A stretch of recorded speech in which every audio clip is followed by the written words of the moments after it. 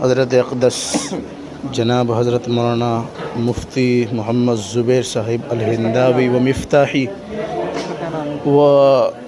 صدر المدرسین و ناظم اعلیٰ و محتمم مرکز دارالقرات چھڑتھاول، آج الحمدللہ حضرت کو ایک دعوت پر مدعو کیا گیا اور الحمدللہ آج کے اس پروگرام میں ہمارے قصبے کے بڑے قرۂ کرام جناب حضرت مولانا قاری محمد جنید صاحب اور اسی طریقے سے ایک قاری اور جناب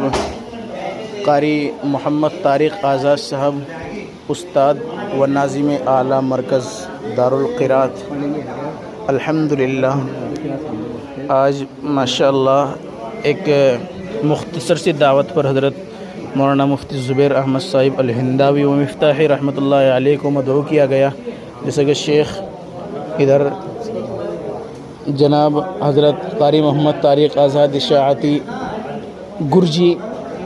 جو کہ استاد اور ناظم اعلیٰ ہوا کرتے ہیں مرکز دارالقرات کے، ان کی طرف سے اس دعوت کا انعقاد کیا گیا